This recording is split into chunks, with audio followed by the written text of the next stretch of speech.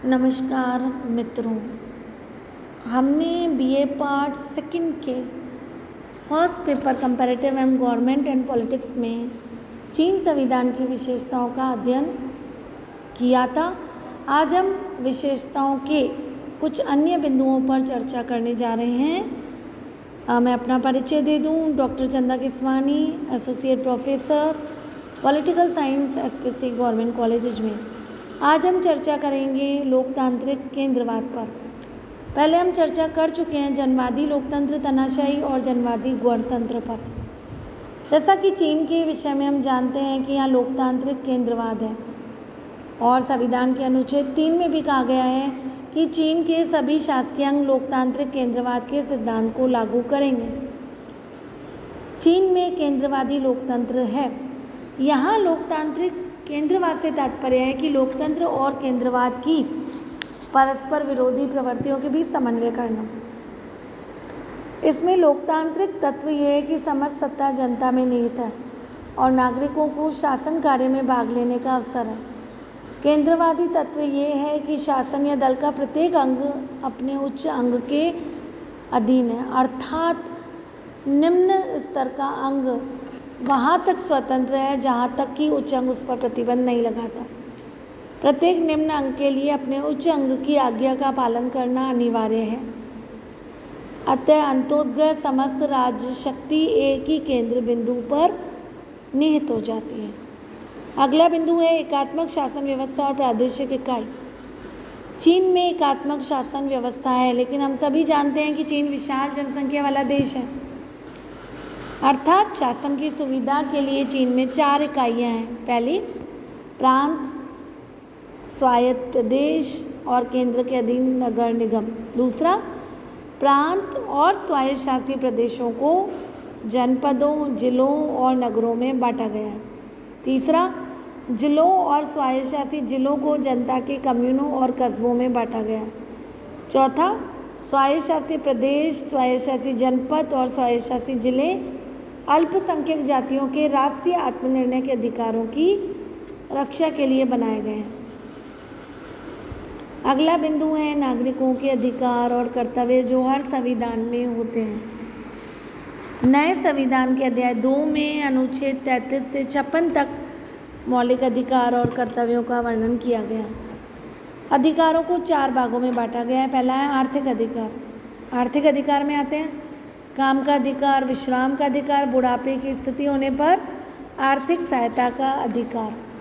दूसरा, राजनीतिक अधिकार। नागरिकों को राजनीतिक अधिकार प्राप्त है, जैसा 18 वर्ष या उससे अधिक ऊपर की आयु के लोगों को वोट देने का अधिकार, तथा ये भी अधिकार है कि वे सरकारी अधिकारियों के विरुद्ध शिकायतें दर्ज कर सकें। नागरिक अपने अधिकारों के हनन के मामलों को भी उच्च अधिकारों तक पहुंचाएं। तीसरा, सामाजिक और सांस्कृतिक अधिकार।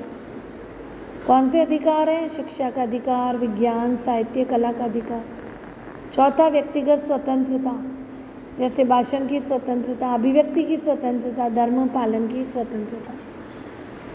अगला बिंदु है चीन के संविधान की विशेषताओं का समाजवादी अर्थव्यवस्था। चीन में संपूर्ण जनता के द्वारा समाजवादी स्वामित्व और संपूर्ण श्रमजीवी जनता के द्वारा समाजवादी सामूहिक स्वामित्व को अपनाया गया है।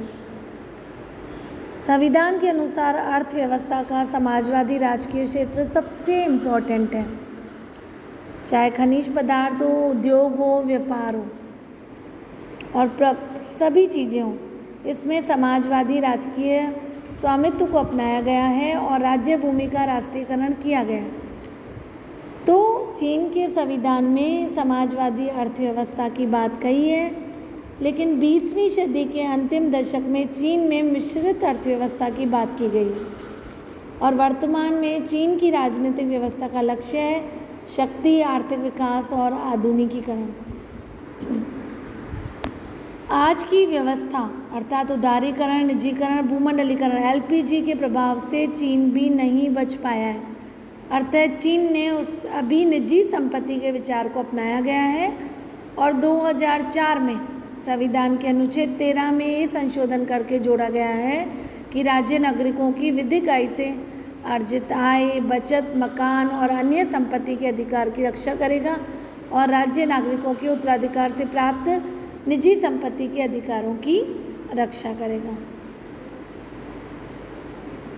अगला बिंदु है राजनीतिक दलों के गठन की स्वतंत्रता लेकिन एक दलीय व्यवस्था। चीन में सैद्धांतिक रूप से राजनीतिक दलों के गठन की स्वतंत्रता है, लेकिन चीन का संविधान इन सभी राजनीतिक दलों पर साम्यवादी दलों को प्रमुखता देता है। चीन की समग्र जनता की नेतृत्व की धुरी साम्यवादी दल है। अगला है केंद्रीय सैनिक आयोग।